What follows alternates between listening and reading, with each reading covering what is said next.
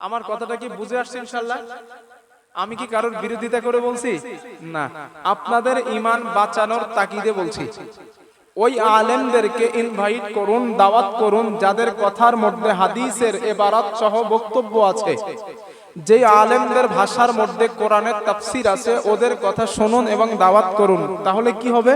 Plus point আসবে। আপনার ঈমান বাঁচানোর জন্য যতটুকু কথা যথেষ্ট, অতটুকু কথা আমি আর আপনি শুনতে পাবো। আর যদি হাদিস কোরআন বলা বক্তা দাওয়াত না করে, গলা ভালো আছে, মাশাআল্লাহ, হুজুর তো টান টান ভালোই দেয়, ইউটিউবে শুনে এক বক্তারে দাওয়াত করে দিয়েছেন, ও কোন হাদিস থেকে বলে বা কি বলে, আপনারা তো সাধারণ মানুষ বুঝবেন না। আপনারা মনে করছেন হুজুর দাওয়াত করছি, মাশাআল্লাহ কণ্ঠ তো ভালোই আছে, হুজুর যা বলছে সব ঠিক। মুসিবতটা হবে ওই জায়গায়, যেই সুদ আমরা বলি, সুদ আছে না, একটা এক্সাম্পল বলি বোঝার জন্য।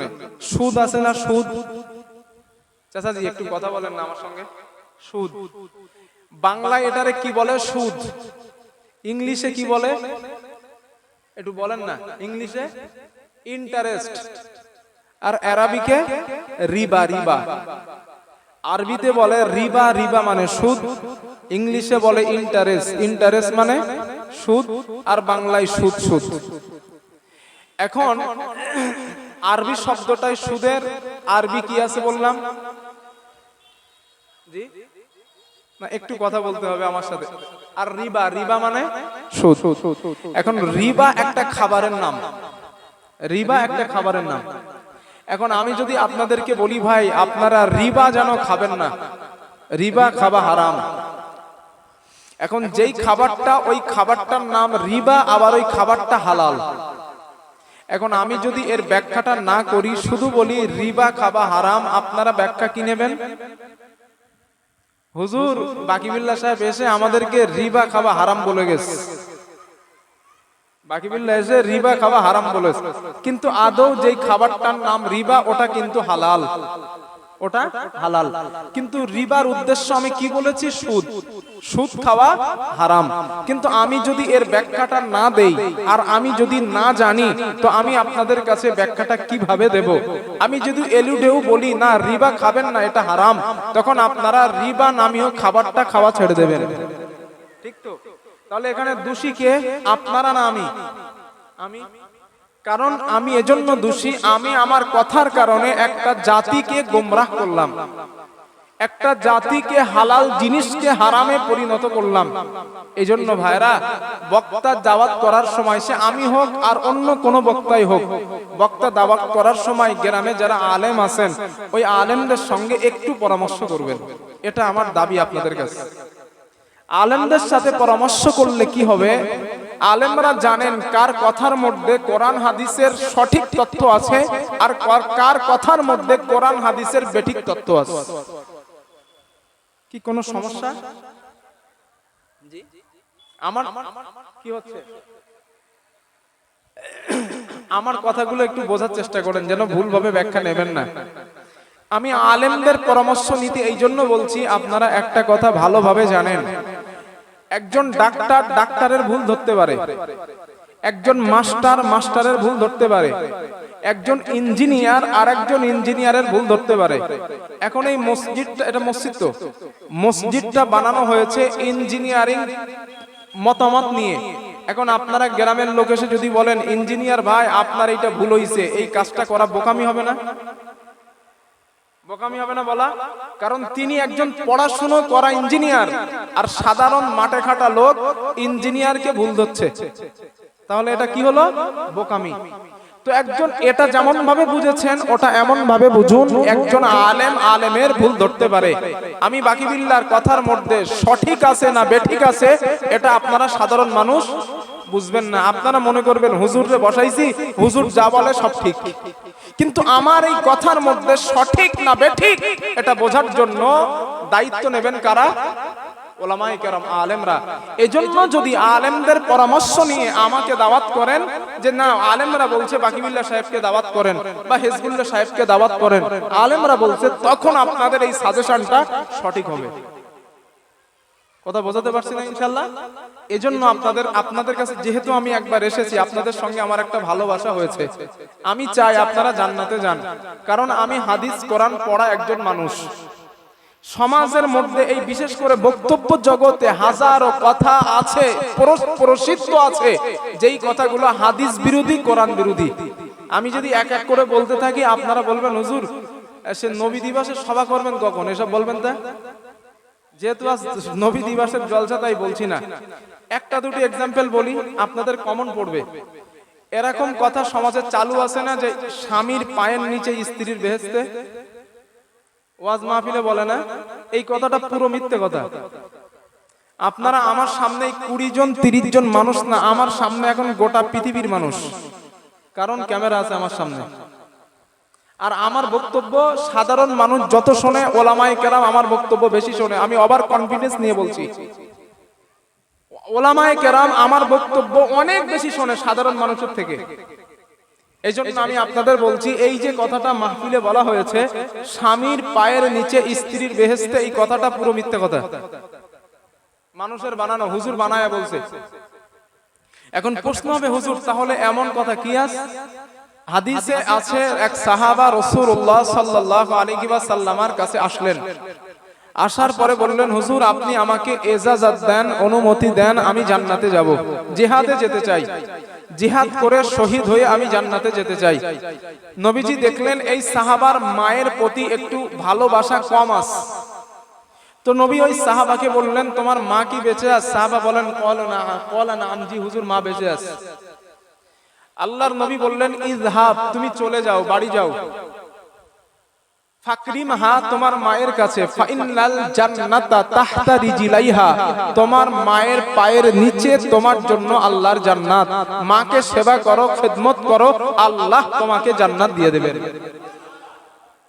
আর হুজুর এই হাদিসটারে কি বানাই দিছে? স্বামীর পায়ের নিচে স্ত্রীর বেহেশতে। এখন এই কথাটা শুনে আপনারা বাড়ি গেলেন, এখন স্ত্রীদেরকে বলছেন, স্ত্রী আমার পায়ের নিচেই তোমার জান্নাত, উল্টোপাল্টা করলেই জান্নাত যাবে গা। এজন্য বলছি, আলেম দাওয়াত করার সময়, বক্তা দাওয়াত করার সময় আলেমদের একটু পরামর্শ নেবেন। কণ্ঠ বলো সবার আছে, মোহাম্মদ রফিকের কণ্ঠ খারাপ ছিল না বলো, পৃথিবীর শ্রেষ্ঠ কণ্ঠ বলো গানের মধ্যে। কারি আব্দুল বাসিত ইবনে আব্দুস সামাদের কণ্ঠ কিন্তু খারাপ ছিল না, পৃথিবীর শ্রেষ্ঠ কণ্ঠ কোরআন তেলাওয়াতের মধ্যে। কণ্ঠ সবার আছে, সুর দিতে সবাই পারে, কিন্তু তার সুরের মধ্যে কোরআন আছে কিনা, হাদিস আছে কিনা, এইটা আগে দেখতে হবে। আপনারা কিন্তু সুরের জন্য মাহফিল দেন নাই, দিয়েছেন কিসের জন্য?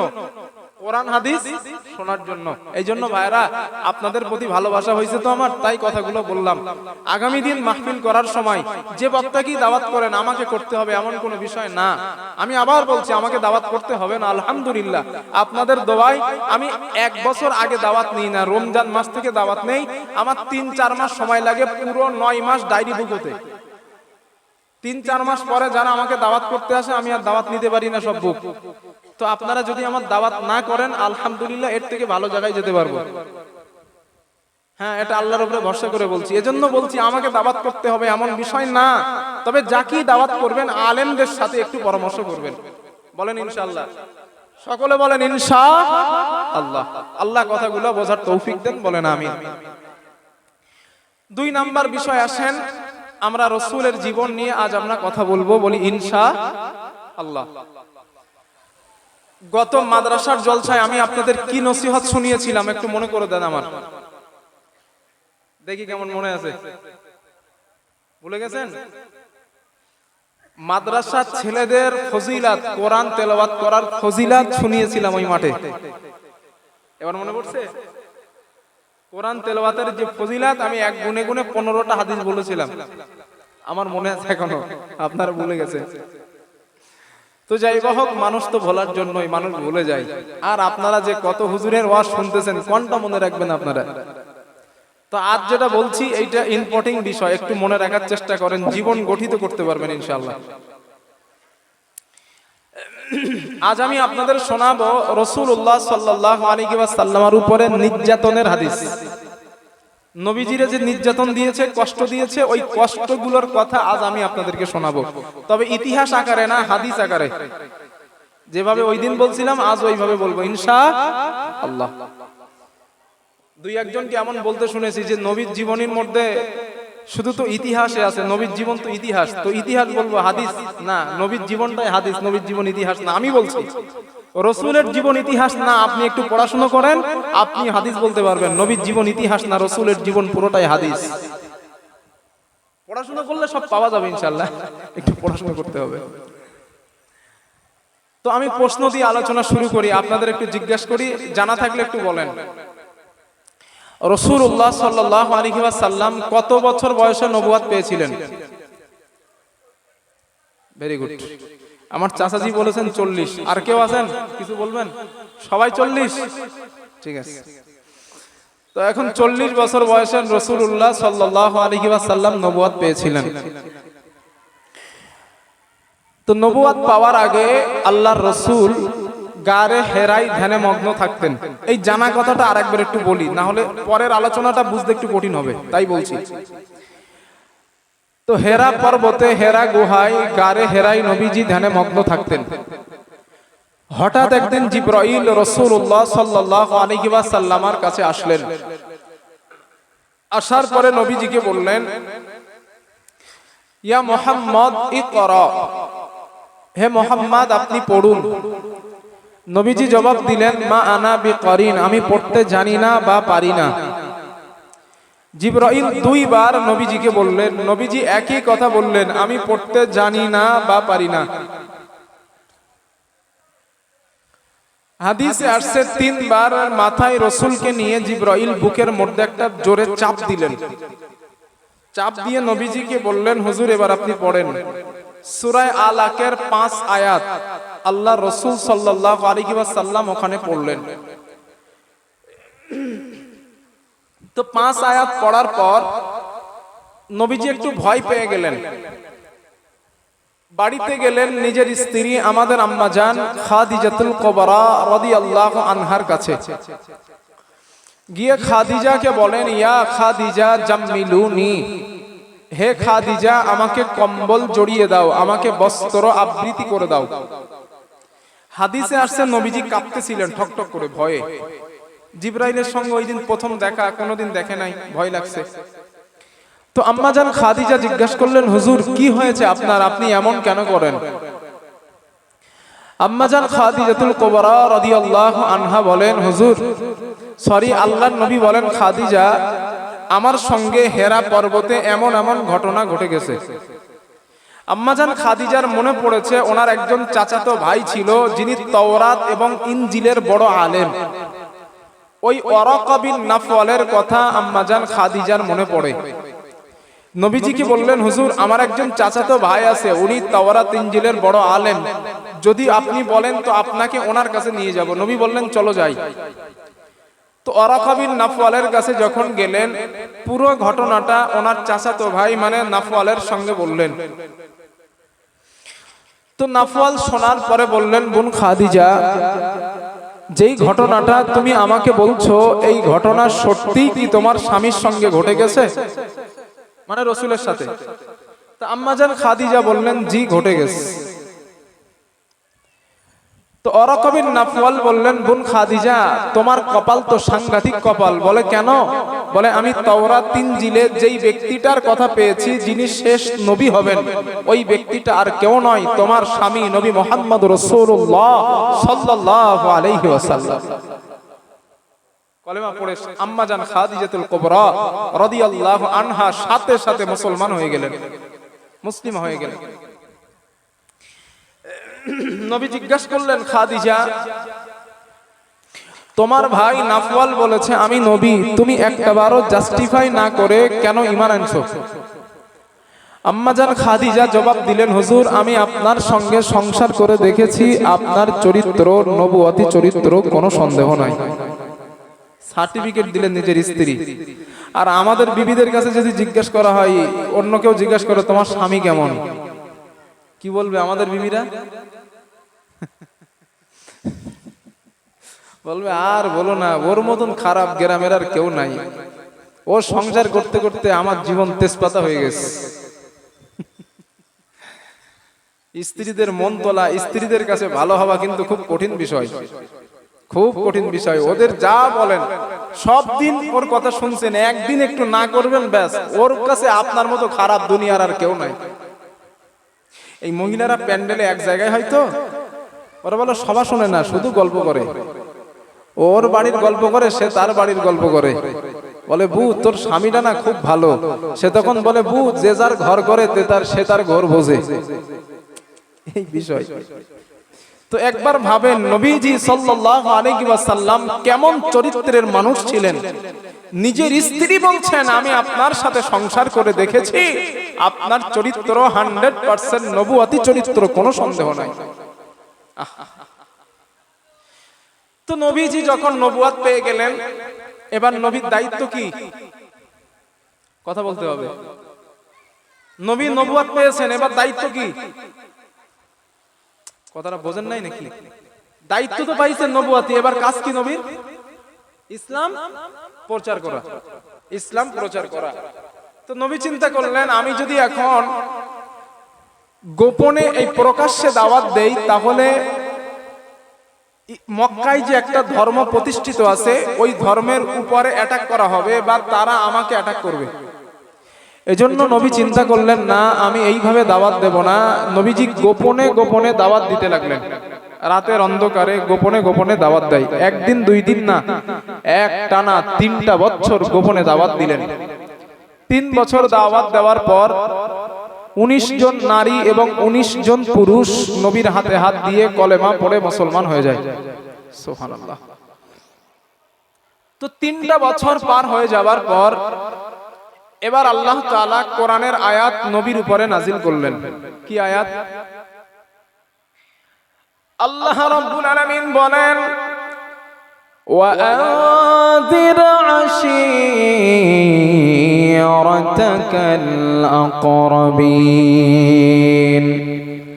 আল্লাহ রাব্বুল আলামিন বলেন নবী আমার, আমি আপনার উপরে যেই দায়িত্ব অর্পণ করলাম, ইসলামের দাওয়াত আর গোপনে দেওয়া চলবে না, এবার ইসলামের দাওয়াত প্রকাশ্যে দিতে হবে।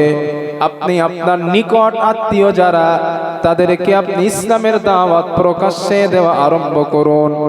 আল্লাহর হাবিব বুঝতে পারলেন আমার নিকট আত্মীয় আবু লাহাব, আমার নিকট আত্মীয় আবু জাহাল, আমার নিকট আত্মীয় উতবা আর সাইবা।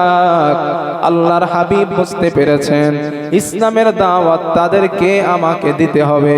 সুতরাং এই ব্যাপারে আল্লাহর কাছ থেকে ওহী আমার উপরে নাজিল করা হয়েছে।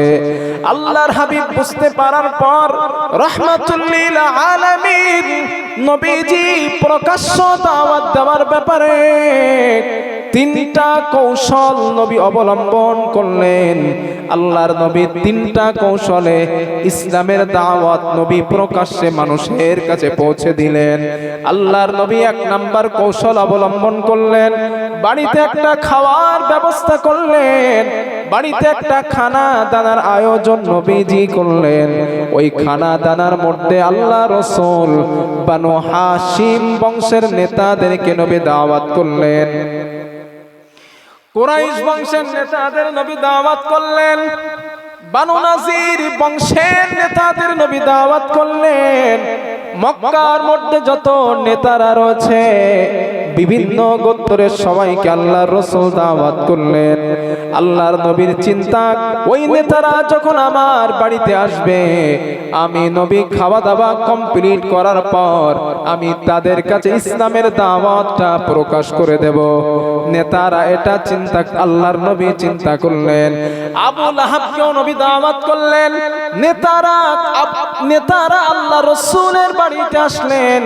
খাওয়া দাওয়া কমপ্লিট করার পর আল্লাহর নবী দাওয়াত দিতে যাবেন, এমত অবস্থায় আবু লাহাব দাঁড়িয়ে বলে, মুহাম্মদ তুমি নিজের ধর্মের কথা আমাদেরকে বলতে চাও নাকি? আল্লাহর নবীকে গালাগালি দেওয়া আরম্ভ করলো। আল্লাহর নবী বুঝতে পারলেন আজ যদি আমি ইসলামের দাওয়াত দেই তাহলে আবু লাহাবের ধারণাটা সঠিক হয়ে যাবে। আবু লাহাব মনে করবে হ্যাঁ মুহাম্মদ আমি যেটা মনে করেছিলাম মুহাম্মদ কিন্তু সেটাই করেছে। ওই দিন আল্লাহর নবী আর দাওয়াত দিলেন না নেতাদেরকে, নেতারা নবীর বাড়ি থেকে চলে গেলেন। নবী কৌশল অবলম্বন করছেন। যদি নবী দাওয়াত দিতেন আবু লাহাবের ধারণাটা কিন্তু সঠিক হতো, তাই না? ও কিন্তু ধারণা করছিল না না মুহাম্মদ নিজের ধর্মের কথা বলবে, এই ধারণাটাকে বাস্তবে যাতে রূপ না পায় এই জন্য নবী ওই দিন দাওয়াত দিলেন না। এখন বাইরে যাওয়ার পরে নেতারা আবু লাহাবের ধরেছে, আবু লাহাব তুই মুহাম্মাদের গালি দিলি কেন? সে আমাদের দাওয়াত করে খাওয়িয়েছে আর তুই তারে গালি দিলি? আবু লাহাব বলে আমি যেন মনে মনে ভাবছিলাম মুহাম্মদ নিজের ধর্মের কথা বলবে, তাই মুহাম্মাদের গালি দিছিলাম। কাফেররা অন্য নেতারা আবু লাহাবকে বলে কই মুহাম্মদ তো নিজের ধর্মের কথা বলে নাই। তাহলে নবী সাকসেস আর আবু লাহাব তাদের কাছে খারাপ হয়ে গেছে, ঠিক না? খারাপ হয়ে গেছে। কয়েকটা দিন যাওয়ার পর 2 নম্বর কৌশল নবী অবলম্বন করলেন। রাহমাতুল লিল আলামিন বিরাট একটা সেমিনারের ব্যবস্থা নবীজি করলেন। ওই সেমিনারের মধ্যে 50 জন 40 জন নেতাকে আল্লাহর নবী ইনভাইট করলেন, দাওয়াত করলেন। 40 জন নেতা হাজির। আবু লাহাব আস্তে আস্তে আসছে, ও তো খারাপ হয়ে গেছে নেতাদের কাছে। আবু লাহাব আস্তে আস্তে আসছে। আল্লাহ রাসূল মানুষদের সামনে নিয়ে আল্লাহর হাবিব একটা খুতবা দিলেন, নবীজি একটা ভাষণ দিলেন।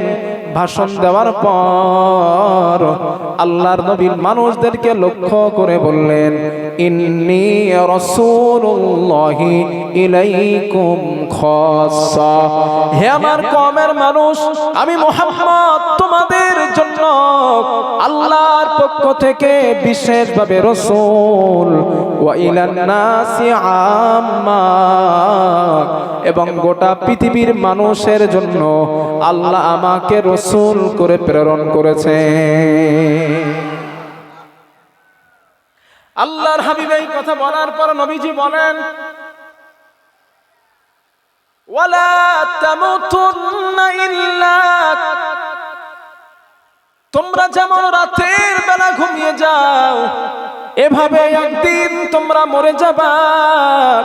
ওয়ালা তুবাসুন্না কামা তাস্তাইকিজুন, সকালবেলা ঘুম থেকে যেমন জাগ্রত হয়ে যাও এভাবে আল্লাহ তোমাদেরকে একদিন কবর থেকে জিন্দা করবেন।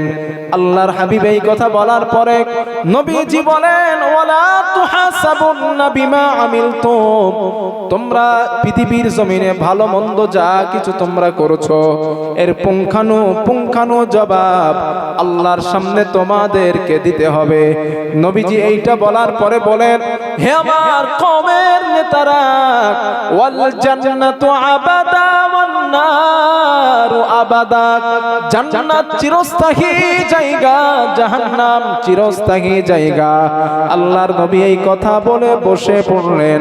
আবু লাহাব দাঁড়িয়ে যায়, আল্লাহর রাসূলকে গালাগালি করতে যাবেন। আল্লাহর নবীর চাচা আবু তালিব বলে, আবু লাহাব তুমি বসো। আবু লাহাব বসে যায়। আবু তালিব দাঁড়িয়ে বলে, ও ভাতিজা মুহাম্মদ, ইনজিলি মা উমিরতা, তোমার রব তোমাকে যেই আদেশ করেছে তুমি তোমার কর্ম পদ্ধতি নিয়ে সামনে এগিয়ে যাও। আমি আবু তালিব বলে দিলাম, লা আযুলু আহুতুকা, আমি যতদিন দুনিয়ার জমিনে জিন্দা থাকবো আমি তোমাকে বাবা হিসাবে, ছায়া হিসাবে, অভিভাবক হিসাবে সংরক্ষণ করব। আবু তালেব নবীর পক্ষে চলে আসছে।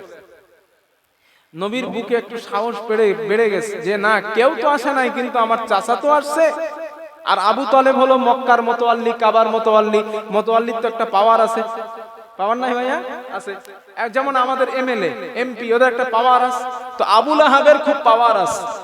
এখন আবু জেহেল আবু লাহাবরা বলে, আবু তালিব তুমি কিন্তু কাজটা ঠিক করো নাই, তুমি মুহাম্মাদের পক্ষ কেন নিছো? আবু তালেব বলে, দেখো আমার ভাতিজা, সে আমার ভাতিজা, আমি তার পক্ষ নিলাম। সে তার ইসলামের দাওয়াত দেবে, তার স্বাধীনতা, সে ইসলাম প্রচার করবে। নবীজি বুকের মধ্যে সাহস পাইছে, যাক কাজ এবার হয়েছে। 3 নাম্বার কৌশল নবী অবলম্বন করলেন, এবার নেতাদেরকে দাওয়াত না, গোটা গোষ্ঠী শুদ্ধ এবার দাওয়াত দেব। সুবহানাল্লাহ বলেন। বুখারীর বর্ণনা, রাসূলুল্লাহ সাল্লাল্লাহু আলাইহি ওয়াসাল্লাম সাইদা আলাল জাবাল আলাস সাফাক, আল্লাহর রাসূল সাফা পাহাড়ে দাঁড়ালেন। নবী সাফা পাহাড়ে দাঁড়িয়ে বিভিন্ন গোত্রের মানুষের নাম ধরে ধরে নবী ডাকলেন, গোত্রের নাম ধরে ধরে নবী আহ্বান করলেন সাফা পাহাড়ে। আল্লাহ রাসূলের ডাকে লক্ষ লক্ষ মানুষ হাজির। ব্যস্ততার কারণে, অসুস্থতার কারণে আল্লাহ রাসূলের ডাকে যারা আসতে পারে নাই, আরসালা রাসূলান লিউযিরা মা হুয়া, তারা আরেকজনকে পাঠিয়ে দিল। ধরে নেন আমি অসুস্থ, যাইতে পারি নাই, আমি আরেকজনকে পাঠালাম আর বললাম যাও মুহাম্মদ কেন ডাকে দেখে এসো। সেই মানুষটাকে পাঠালো। মুহাম্মদ আমাদের কখনো খামোখা ডাকে নাই, নিশ্চয়ই মুহাম্মাদের ডাকের পিছনে বৃহৎ কোনো কারণ আছে। যাও মুহাম্মদ কি বলে শুনে আমার কাছে এসে বলো।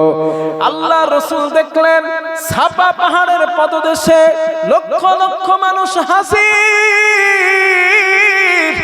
আল্লাহ রাসূল লক্ষ লক্ষ মানুষকে লক্ষ্য করে বললেন, আরাআইতাকুম লাউ আন্না খাইলান বিল ওয়াদি, আমি মুহাম্মদ যদি বলি এই পাহাড়ের পিছনে একদল ঘোড়সওয়ারি অপেক্ষা করছে, তুরিদু আন তুদিরা আলাইকুম, যারা তোমাদের উপরে অতর্কিত হামলা চালাবে, ওয়া কুনতুম মুসাদ্দিকিয়া, তোমরা আমি নবী মুহাম্মদ আমার কথাটাকে বিশ্বাস করবে। নবী আগে ওদের জিজ্ঞেস করছে। আল্লাহর রাসূল কিন্তু এসেই বলতে পারতেন আমি নবী, ঈমান আনো, এটা কিন্তু বলে নাই। নবী আগে দেখছে না, ওদের কাছ থেকে আগে আমার ব্যাপারে সার্টিফিকেট নেই, দেখি ওরা আমার ব্যাপারে কি বলে। তাই নবী জিজ্ঞাসা করলেন, আমি নবী তো পাহাড়ের উপরে আর ওরা সব নিচে। নবীজি বলেন আমি যদি বলি এই পাহাড়ের পিছনে একদল ঘোড়সওয়ারি আছে সশস্ত্র অস্ত্র নিয়ে তোমাদের উপরে আচমকা হামলা করবে, অকুনতুম মুসাদ্দিকিয়া, আমি যদি এই কথা বলি তোমরা কি বিশ্বাস করবে? কাফেরদের বলছেন নবী। এখন কাফেরেরা নবীকে কি বলে দেখেন। আল্লাহ রাসূল যখন এই কথা বললেন, কাফেররা নবীকে বললেন মুহাম্মদ, ক্বালু নাআম, হ্যাঁ আমরা অবশ্যই বিশ্বাস করব। নবীজি বলেন কেন তোমরা আমার এই কথাটা বিশ্বাস করবা? কাফেরেরা বলল মুহাম্মদ, মা জাররাদনা আলাইকা ইল্লা সিদকা, আমরা তোমাকে কোনদিন মিথ্যা বলতে শুনি নাই। লিল্লাহি তাকবীর। ওই কাফেরেরা বলছে রাসূলকে, মুহাম্মদ মা জাররাদনা আলাইকা ইল্লা সিদকা, আমরা কোনদিন তোমাকে মিথ্যা কথা বলতে শুনি নাই, কোনদিন শুনি নাই। ওই কাফেরেরা বলছে। প্রিয় ভাইরা, আচ্ছা কারেন্ট যাই যাক, মাইক কি চলছে? আমার কথা শুনেন, সময় নষ্ট করে লাভ হবে না। তো কাফেরেরা নবীরে কি বলছে? যে আমরা কোনদিন দেখি নাই যে তুমি মিথ্যা কথা বলছো। নবী বলছো সত্য বলছো যে আমি মিথ্যা বলি না? কাফেরেরা বলে প্রশ্নই আসে না মিথ্যা বলার, কারণ আমরা আপনারে ভালোবাসি, আমরা আপনারে আল আমিন বলি, বিশ্বাসী বলি, সত্যবাদী বলি, এই জন্যই তো আমরা আপনার কাছে টাকা পয়সা সোনা দানা আমানত রাখি। সুবহানাল্লাহ বলবেন না? আল্লাহর নবী বললেন তাহলে শোনো, যেহেতু তোমরা আমাকে আমার কথা বিশ্বাস করো না, তোমরা আমাকে মিথ্যা বলতে পারো না, তাহলে আমি নবী বলি শোনো, ফাইন্নামা আনা নাযীরুল লাকুম বাইনা ইয়াদাই আযাবিন শাদীদ, আমি আল্লাহর রাসূল তোমাদেরকে জাহান্নামের ভয় দেখাই, আমি নবী তোমাদের আযাবের ভয় দেখাই, আমি নবী তোমাদেরকে জাহান্নামের ভয় দেখাই। ও মক্কার মানুষেরা, আমি নবী তোমাদের জন্য আল্লাহর পক্ষ থেকে রাসূল হয়ে এসেছি, তোমরা আমাকে নবী বলে মেনে নাও, তোমরা এক আল্লাহর ইবাদত করো। আল্লাহর নবী যখন এই কথা বললেন, যেই আবু লাহাব একটু আগে আল্লাহ রাসূলকে বলছিলেন মুহাম্মদ তুমি কখনো মিথ্যা বলতে পারো না। ওই আবু লাহাব এবার আল্লাহর নবীকে বলে, মুহাম্মদ তাব্বাল্লাকা সাইরুল ইয়াওমা লিহাদা জামাআতানা ওয়া ফি রিওয়ায়া ওয়া লিহাদা দাউতানা ইয়া মুহাম্মদ। আবু লাহাব বলে, মুহাম্মদ তুমি আমাদের এই কথা বলার জন্য কি ডেকেছো? তুমি আমাদের সারাটা দিন নষ্ট করেছো। আমি আবু লাহাব বলে দিলাম, তোমার পুরোটা দিন ধ্বংস হয়ে যাক, তুমি নিজেও ধ্বংস হয়ে যাও। জোরে বলেন নাউযুবিল্লাহ। আল্লাহ পাক সহ্য করলেন না, জিবরাইলকে বলেন, ইয়া জিবরিল ইযহাব ইলা মুহাম্মদ, জিবরিল আমার নবীর কাছে যাও। সূরা লাহাব আল্লাহ দুনিয়াতে নাজিল করে দিলেন। আবু লাহাব আমার নবীর ধ্বংস কামনা করলো, আল্লাহ সহ্য করে নাই। আল্লাহ আয়াত সূরা নাজিল করে দিয়ে আবু লাহাবকে ধ্বংসের কথা শুনিয়ে দিলেন। সূরা লাহাব আল্লাহ নাজিল করলেন। যারা জানেন আমার সাথে একটু পড়েন। আল্লাহ পাক বলেন, তাব্বাত ইয়াদা আবি লাহাব ওয়া তাব মা আগনা আনহু মালুহু ওয়া মা কাসাব সায়াসলা নারান যাতা লাহাব ওয়া মারাআতুহু হাম্মালাতাল হাতাব ফি জিদিহা হাবলুম মিন মাসাদ। জোরে বলেন আল্লাহু আকবার। আল্লাহ বলে, আবু লাহাব তুই আমার নবীর ধ্বংস কামনা করিস না। না, আমার রাসূল ধ্বংস হবে না। আমি আল্লাহ তোর হস্তদ্বয় ধ্বংস করে দিলাম। শুধু তাই না, তোর বউ উম্মে জামিলা শুদ্ধ ধ্বংস করছি। সুবহানাল্লাহ বলবেন না? তাব্বাত ইয়াদা আবি লাহাব, আবু লাহাবের হস্তদ্বয় ধ্বংস। হস্তদ্বয় না, গোষ্ঠী শুদ্ধ ধ্বংস করলাম।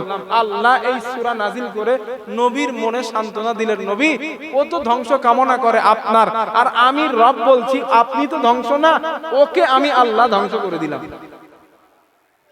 এবার আমি আপনাদের জিজ্ঞাসা করি, আমার একটু বলেন, নবী ইসলামের দাওয়াত প্রকাশ্যে দিয়েছেন কয়টা স্টেপে, কয়টা ধাপে? জোরে বলেন, সবাই বলেন। 3। Very good. 1 নাম্বার কি ছিল? বাড়িতে দাওয়াত দিয়েছিল।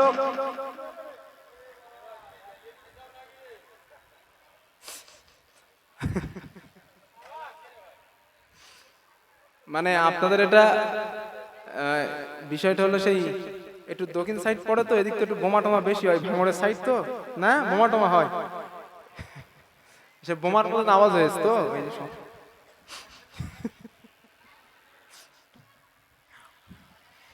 আল্লাহ মাফ করুন।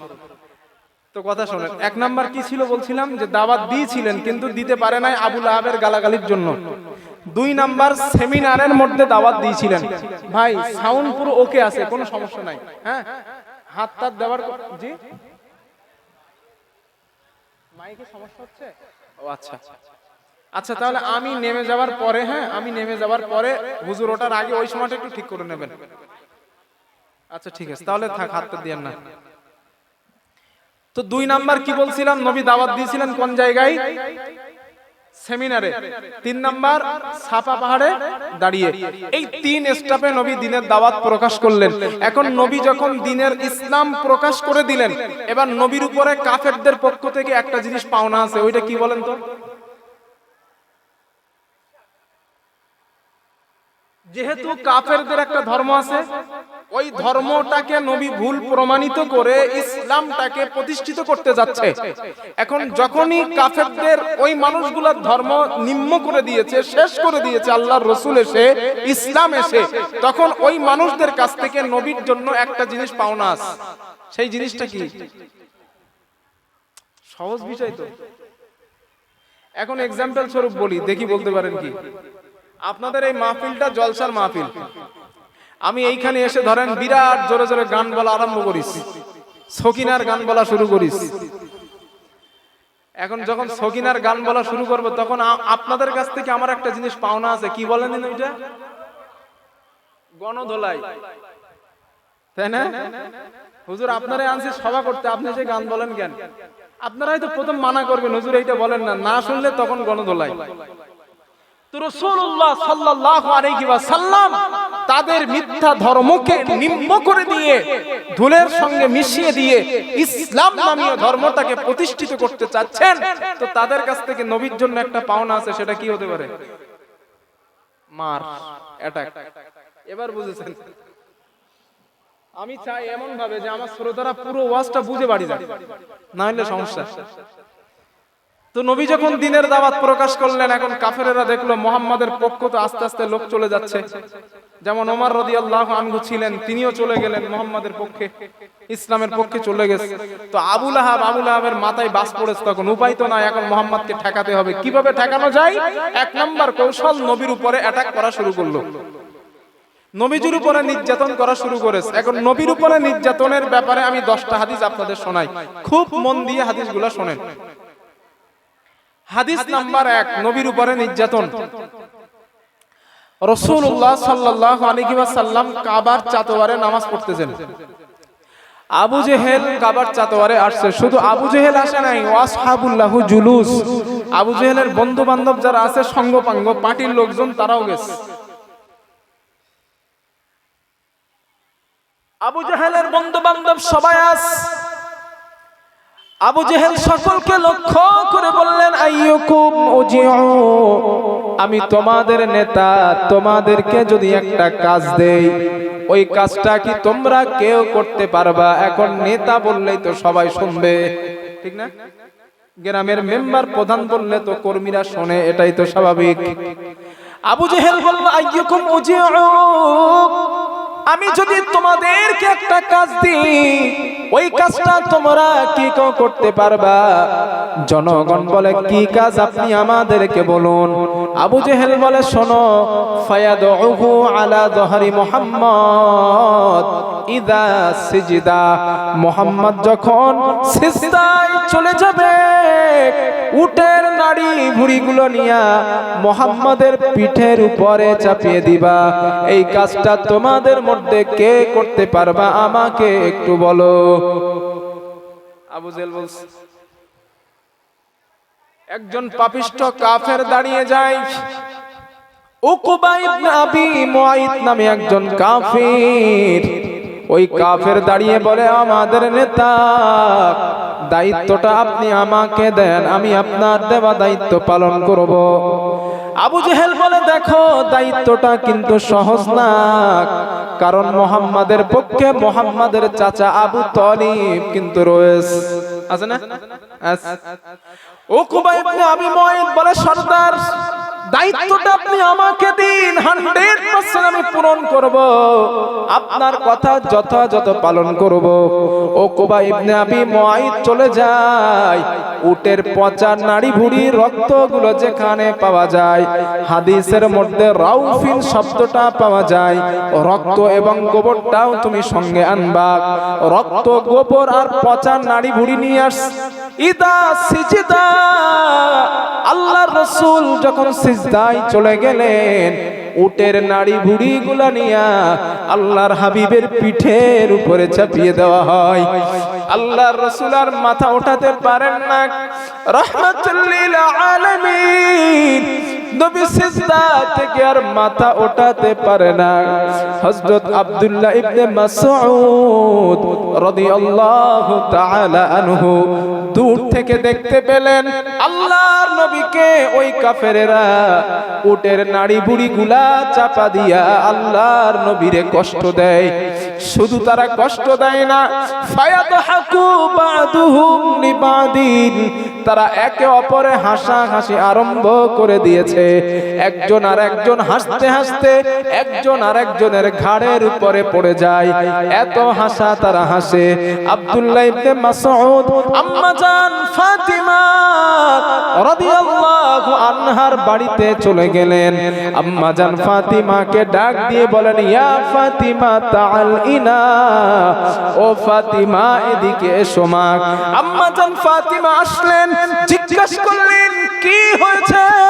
আম্মা জান ফাতিমাকে বলেন, ফাতিমা তোমার আব্বুকে কাবার চাতোয়ারে মক্কার কাফেরেরা কষ্ট দেয়, উটের নাড়ি বুড়িগুলা তোমার বাবার পিঠের উপরে চাপিয়ে দিয়েছে, তোমার বাবা মাথা ওঠাতে পারে না।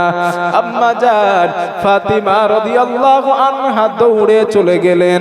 যাওয়ার পর আল্লাহর নবীর পিঠ মোবারক থেকে উটের নাড়ি ভুঁড়িগুলা ফাতিমা সরালেন, আল্লাহর নবীকে ওঠালেন।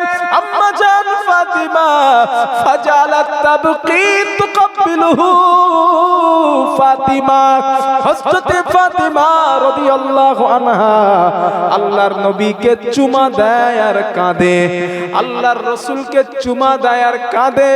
আল্লাহর নবী বলেন, মা ইউবকি ইয়া ফাতিমা, ও ফাতিমা তুমি কেন কাঁদো মা, কেন তুমি কাঁদতেছো?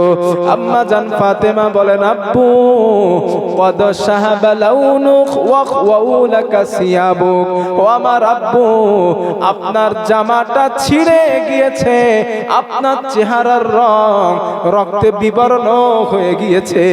আল্লাহর হাবিব ফাতিমার মাথায় হাত বোলালেন আর বললেন, লা তাবকি ইয়া ফাতিমা, ও ফাতিমা তুমি কেঁদো না মা, ইন্নাল্লাহা ক্বাদ বাআসা আবাকি আমরিন, তোমার আব্বাকে তোমার বাবাকে আল্লাহ এমন একটা ধর্ম দিয়া দুনিয়ার জমিনে প্রেরণ করেছেন, তামাম দুনিয়ায় এমন কোন ত্রিলতার বাড়ি থাকবে না, এমন কোন পাকা ইটের কাঁচা ইটের বাড়ি থাকবে না যেখানে আল্লাহর দেওয়া ইসলাম নামীয় ধর্মটা আল্লাহ মানুষের বাড়িতে বাড়িতে পৌঁছে দিবে না।